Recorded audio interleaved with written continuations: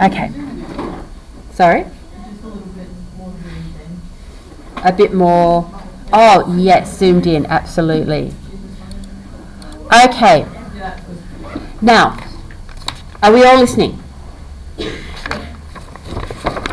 With the first stanza, we had the personification of winter, yeah? So then going into what it's like in the city, and this reference to someone, your feet, and then we see the lighting of the lamps and can assume that there's a reference here to a lamplighter, that the flaneur is watching the street and making these observations, but seeing this person who I think they don't actually interact with. They're kind of speaking about them. And then in the second stanza, instead of there being that idea of an individual person somewhere amongst the city street, it's more the collective of the busyness of rush hour in the morning, like all the muddy feet, and the idea of that busy populated city. One thinks of all the hands, so it's that collective, yeah? Now, here's the shift, because in this stanza, there's this direct address to someone.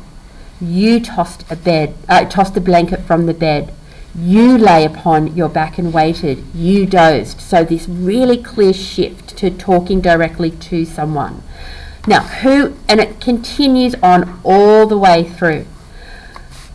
Who is it that is being referred to? That's something that can be taken a few different ways. There's a pretty good argument to be made for the flaneur here speaking directly to a prostitute. Other people say, well, no, that doesn't necessarily fit. It could just be a woman who's just representative of the women in the city. So as we look at it, I want you to think about which of those readings do you kind of think fits the best for your understanding. And, you know, it doesn't mean that you have to settle on, oh, this is definitely who he's referring to, because it can just remain ambiguous or be both. That's what we're learning with Eliot's poetry, hopefully. So let's start by just making a note about the fact that what we do have here is this individual person that is being referred to, whoever they are, and we have the understanding that, like, it is not a positive image. So this person is representative of the impact of the degrading effect of the city on the individual. So we've seen that like unsettling or the negativity that's been used to describe the city in the previous two stanzas, and so now we're getting that impact on an individual. So I want you to write just here the impact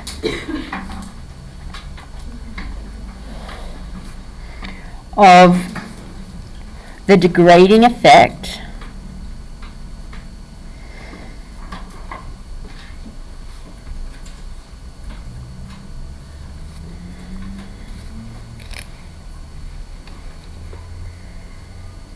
of the city on the individual.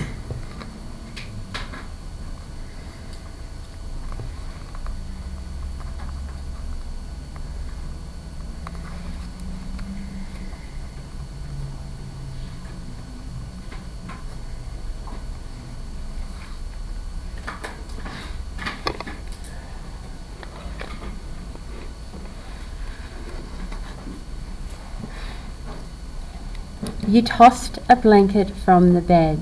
You lay upon your back and waited. You dozed and watched the night revealing the 1,000 sordid images of which your soul was constituted. So we open with the anaphora here of you.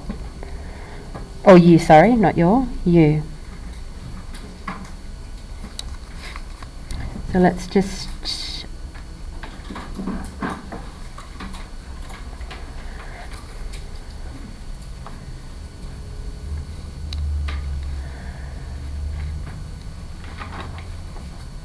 Now, why the anaphora? Why the anaphora? I think when I think about why the what's the impact of that, I think because if we accept that the persona in the poem is this flaneur, this person who's observing, it's kind of like a series of observations. You tossed a blanket from the bed. You lay upon your back and waited. You dozed. So someone who's just sitting back and observing. Whether or not you take it in a creepy sense, I guess you could, especially if it means that if you take this as being a prostitute, is the flaneur now referring to, having spent the night with her and it's morning now, or even afternoon, he spent the afternoon with her and she's having a nap into the night, watch the night revealing. So, I mean, I don't know. But there's that, I guess that sense of watching. So I might actually put that there, a sense of watching.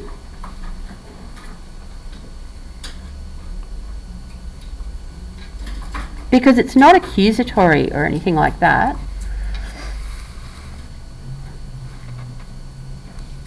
And this is fairly relaxed imagery, isn't it? After the negativity of the previous two stanzas, this feels quite relaxed. Tossing a blanket, lying on your back and waiting, dozing. Relaxed atmosphere.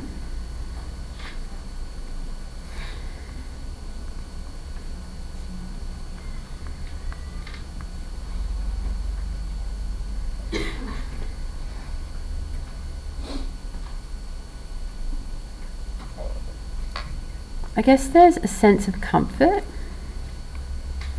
or safety, maybe familiarity.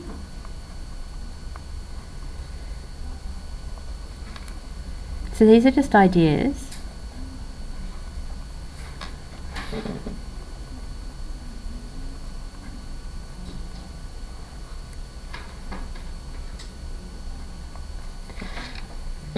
Because then we have this shift, and we saw that in the previous stanzas, and of course in Proof Rock, where he subverts what he's doing. There's that twist. You doze and watch the night revealing the 1,000 sordid images of which your soul was constituted. So it takes this calming, safe, relaxed atmosphere and then throws in sordid and the person's soul relating to that thing that is sordid. So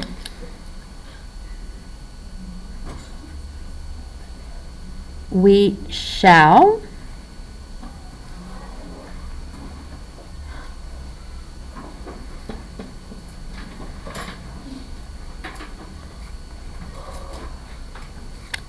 write subversion of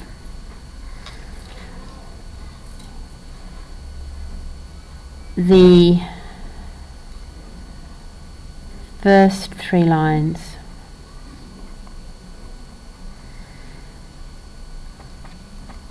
With the word sordid here. And this is where we have the idea of this female as being that of a prostitute.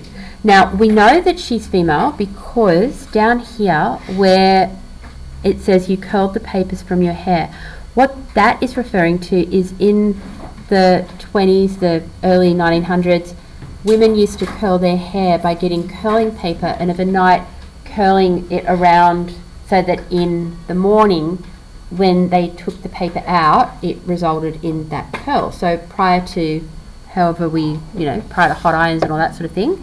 So that's where we understand that this is a female.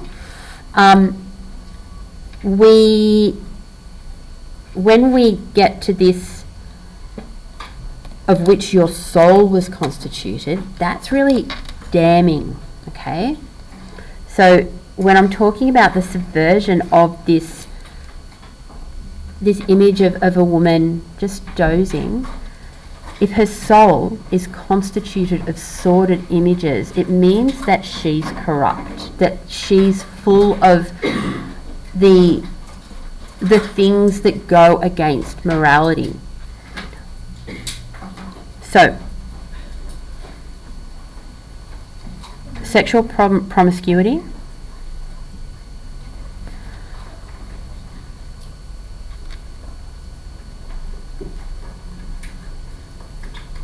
So if not a prostitute, if it's the other idea of a woman who is representative of many of the women in the city, but she's had a one-night stand, or she's cheated on a husband, or she's having casual sex, or whatever it is that has led her to be in this room, in this bed, with this man who's watching her, there's the sexual promiscuity, maybe morning after remorse.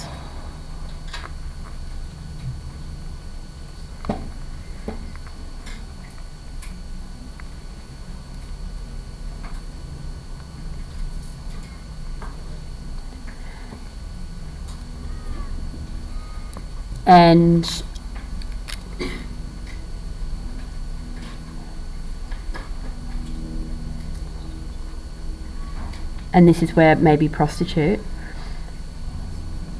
They flickered against the ceiling. So this flickering against the ceiling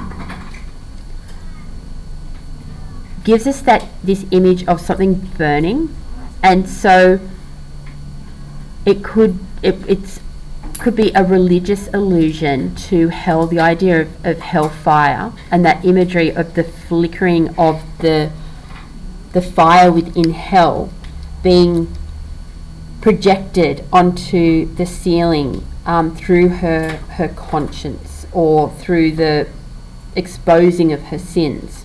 It reminds me a little bit too of the where was it? It was in Proof Rock, when there's the magic lantern. Okay, so in Proof Rock, but as if a magic lantern through the nerves and patterns on a screen. And remember I explained that was one of the early projectors for making movies. So it would throw the patterns on a screen. So I am reminded of that image when the soul's sordid images are flickering against the ceiling. So I think here we have a couple of things we're going to write. We can start with, and I'll put it at the side here.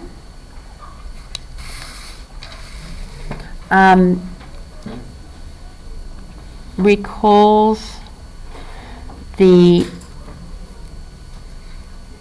what was it called? Magic lantern? Is that what it was?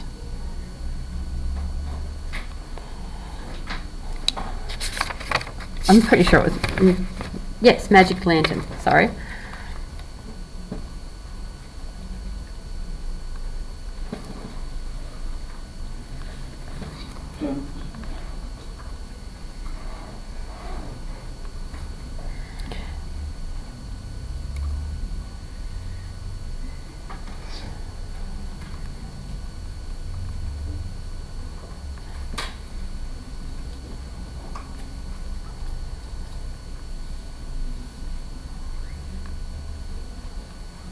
And what that, I think, is saying is that the sins that are ordinarily hidden within someone are being exposed. They're being projected or flickered upon a surface, so that they're not hidden. People can see the sins that lie beneath. Additionally, this that I said before about the word flickered gives us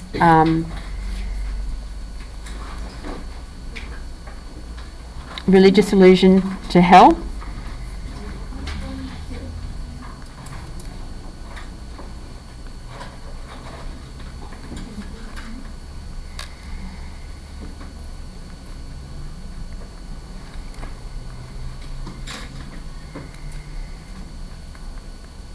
religious allusion to hellfires.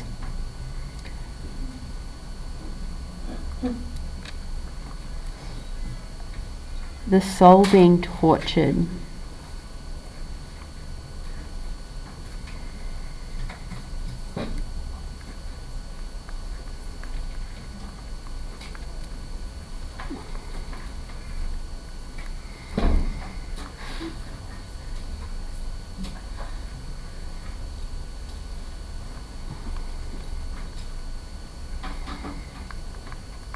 Soul being tortured due to sexual sin, so whether that is casual sex or prostitution or whatever the context is, think about the way that in Proof Rock the protagonist was always desiring these things and never able to attain them, and that I've spoken about the fact that Elliot himself had so much anxiety around his desirability and his inability to approach and be intimate with someone.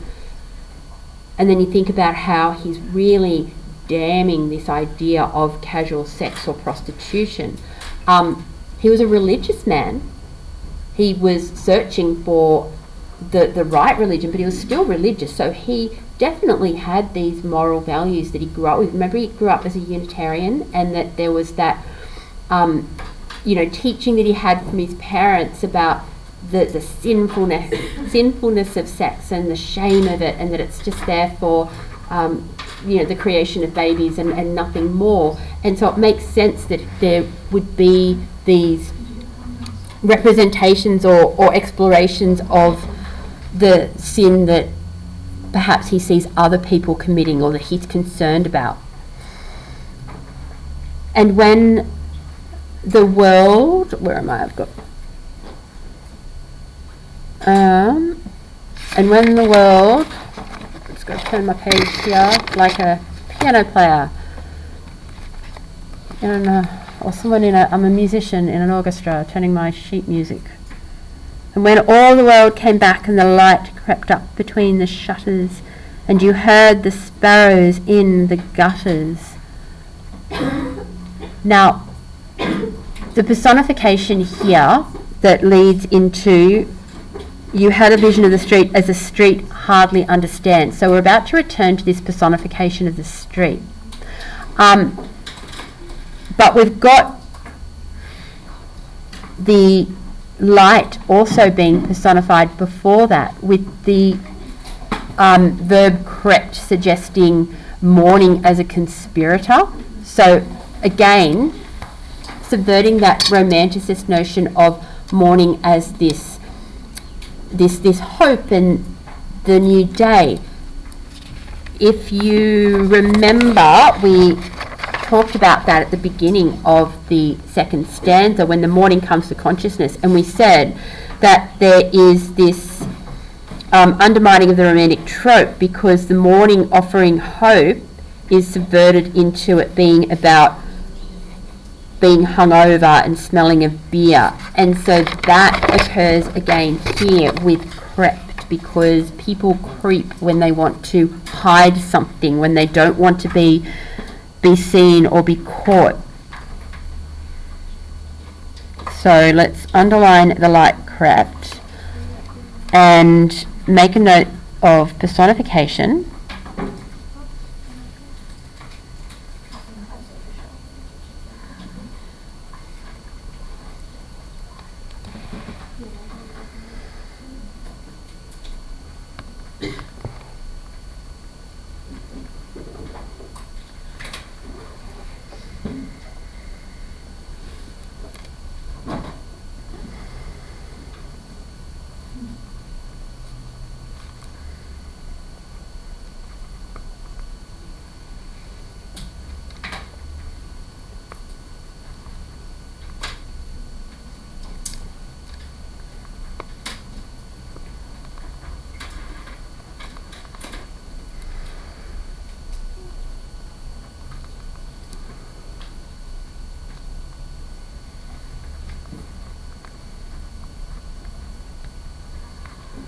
So romanticism subverted.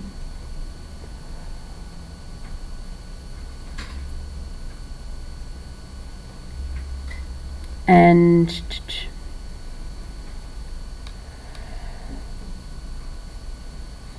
just want to add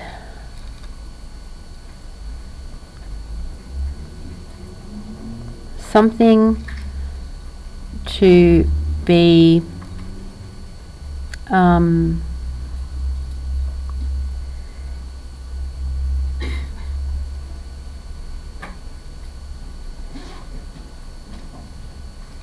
something to be hidden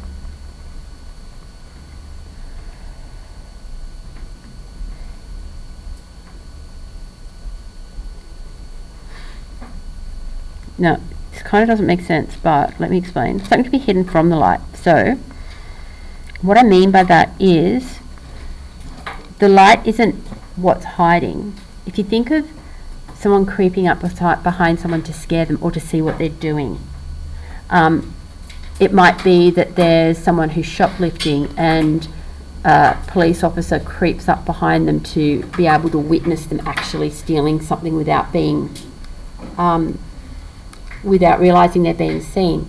So if the light is creeping up, then the light is making that suggestion that there's something that needs to be hidden from it, that they don't want exposed to the light.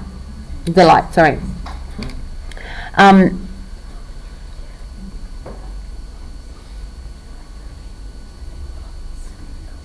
you heard the sparrows in the gutters. We've got shutters and gutters rhyming, and we put together here, it's giving negative imagery of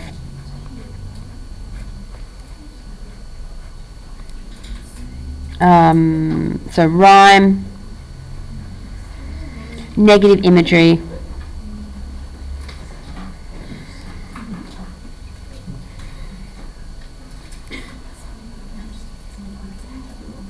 now it gives negative imagery because the gutters, that's where dirt is collected. So gutters collect dirt.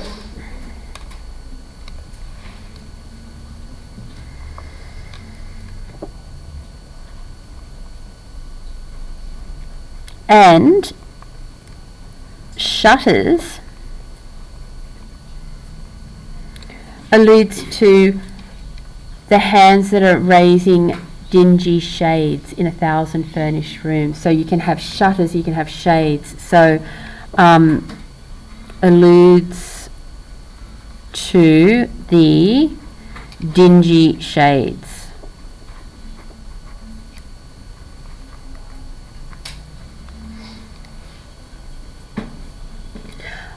The sparrows in the gutters, again, it's that subversion of romanticism, because the sparrow's part of nature, the gutters, that which collects dirt in an urban environment.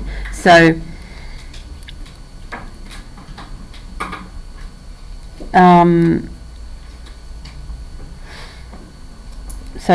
nature, so if you put nature contrasted with urban.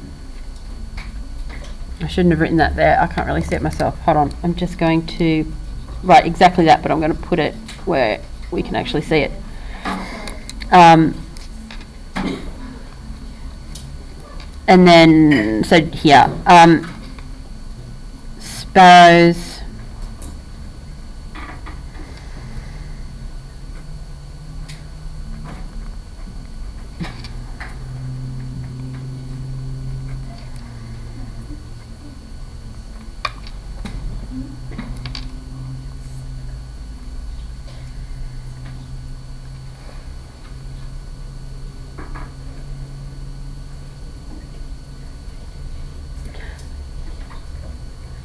And now the other thing that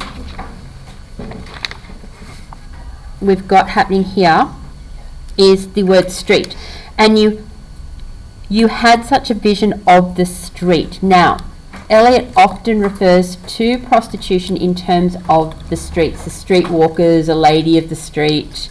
The illusion here, or the imagery here, is of prostitution, regardless of whether you feel that the you in this stanza is unidentified lady, woman, or if it is a prostitute. So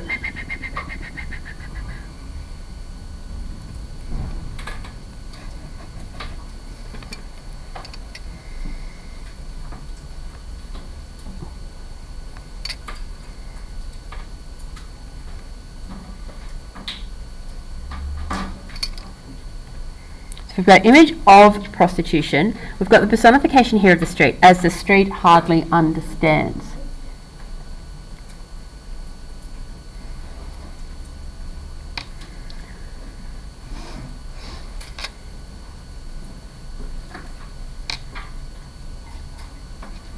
So, whilst it's personifying the street, it's also saying that the street is impersonal.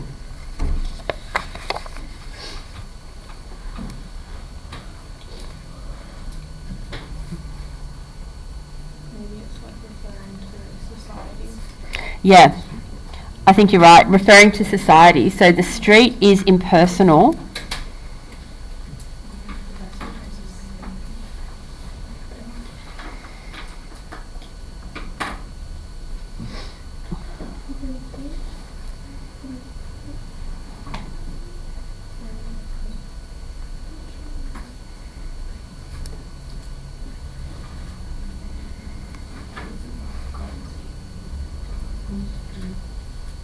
Yeah, the street is impersonal, represents the people of society who are impersonal. They don't understand, they don't care to understand.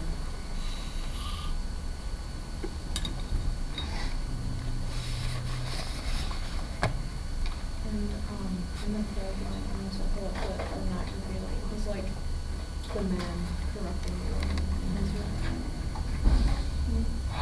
Oh, yeah, okay. Sorry, did you still know that? Wait, what is the street one? Where is that to? Is it just like to that whole line? Well, you had such a vision of the street as the street hardly understands. That's the personification there, isn't it? Oh, okay. I should have written personification.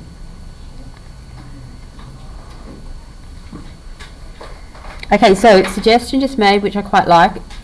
On the going back up to the third line, and it's kind of, I think, taking a bit of a feminist reading. Grace just suggested that the night revealing the thousand sorted images, it could be referring to,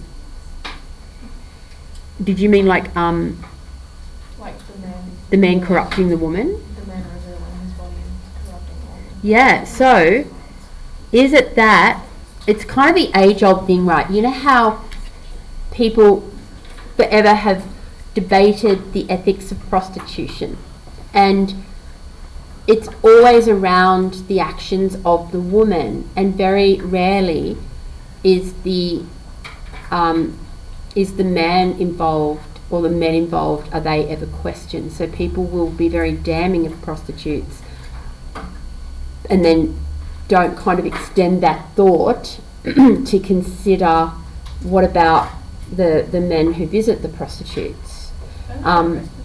Yeah, and so in recent times, it's been the case that men can, I don't know about in Australia, I know in America it happens, it depends on the different laws and if it's illegal or not, and so men can be arrested for soliciting sex. And so, but I imagine that in the context of when this was written, it perhaps wasn't the case. I'm not 100% sure though, I'd actually have to look that up as to whether men were prosecuted. But in public discourse, when people are talking about prostitution, the first thing people think about is that image of a woman who is unethical or fallen or dirty, and all those stereotypical images that are are definitely not necessarily true. And so it's that laying that blame on the female with the responsibility of the male paling in comparison. So if we think about that, and we could add here the night revealing, why don't we just put the man who corrupts?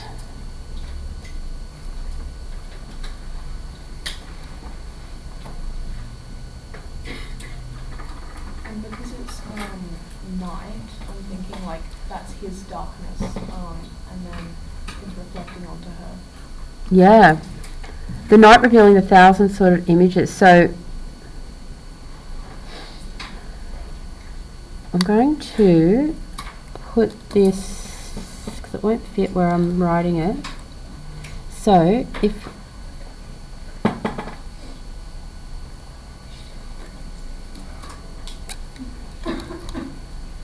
I'm just going to do this, right?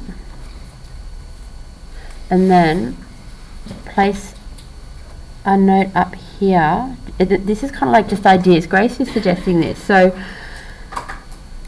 if we go night equals darkness, the cover of night. And you know, that idea that evil comes out at night.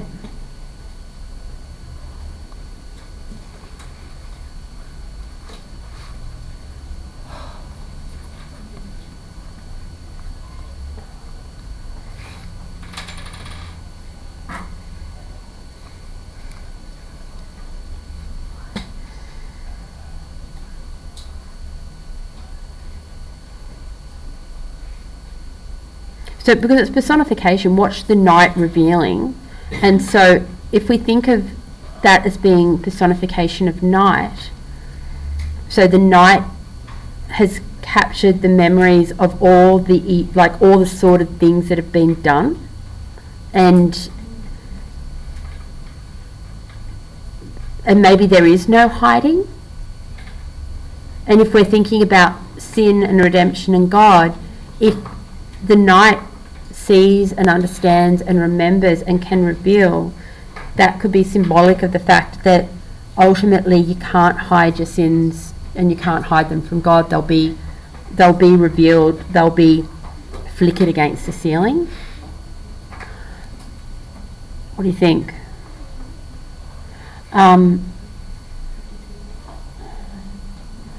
So let's write personification of night.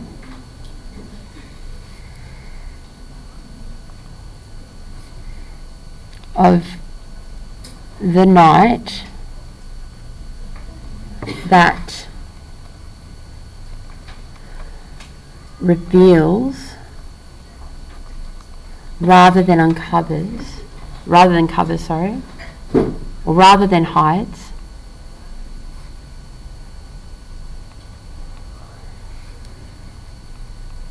Okay, personification of the night that reveals rather than hides sins suggests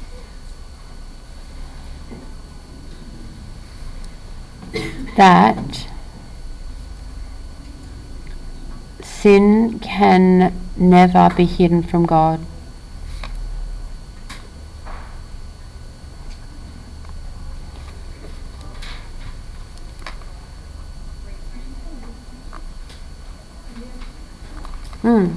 What do you think of that, Grace? Do you think that works?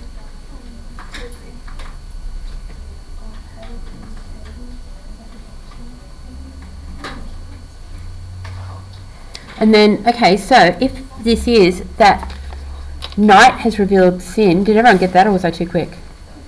Too quick? So if night has revealed the sin and they're flickered on the ceiling, but then daylight comes and then the street hardly understands. So suddenly the people in the street seem not to notice. There's that impersonal nature of the streets.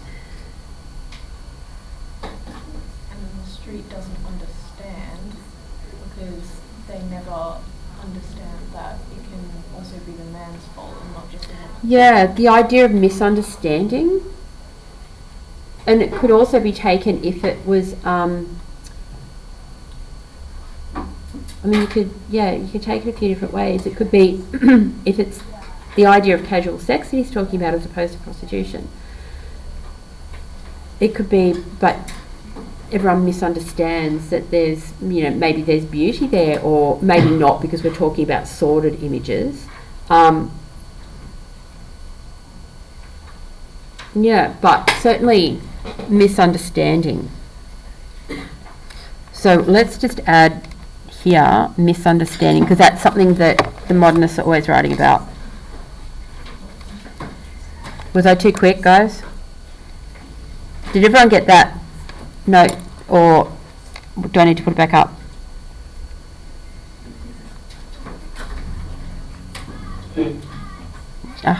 I'm writing misunderstanding, if you're playing along.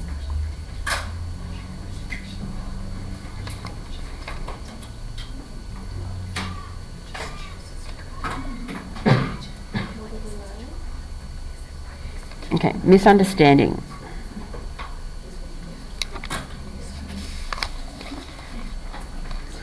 Alright, sitting along the bed's edge where you curled the papers from your hair or clasped the yellow soles of feet in the palms of both soiled hands. There's a couple of things going on here. So, if we think about soiled feet or yellow feet, so the feet that are, it gives us an image of working.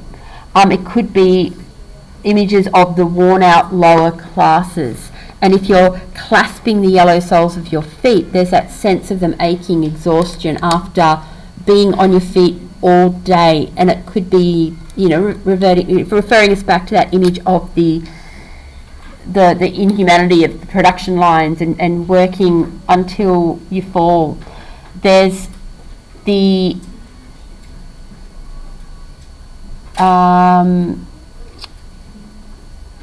and then the soiled hands, of course, we've got that links to the sordid images of the soul. But prior to that, you curled the papers from your hair, and that is something, like I said before, about curling the hair. There's the attempt here at beauty. So if we think of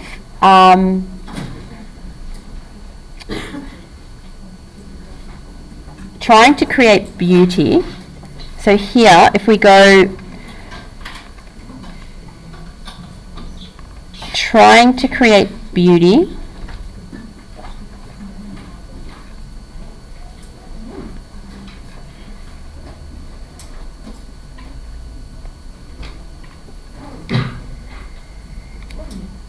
and then we have and of course the synecdoche here as well with the feet and the hands.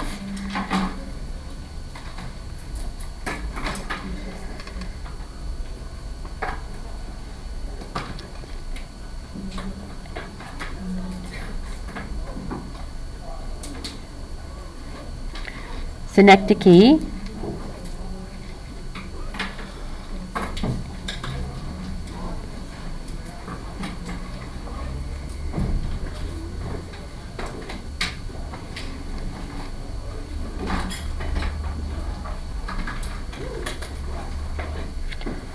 And one more thing before you go, guys. The last line, so just get this written down before you pack up.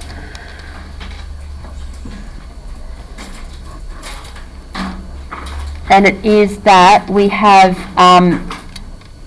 this relating to identity. There's the play on words with soul. Soiled. Oh no, sorry, there's not that there. Sorry, that's the wrong one. Identity, just bear with me. Soul, humanity.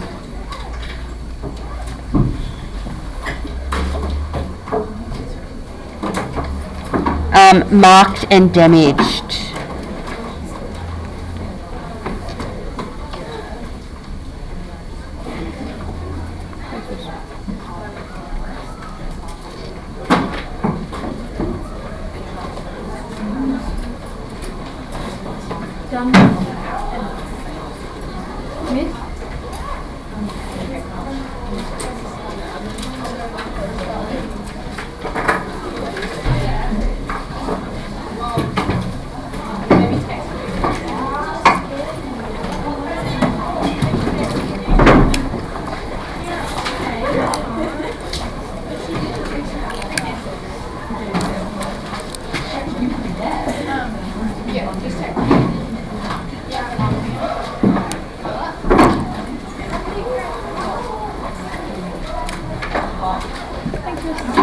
Hey guys.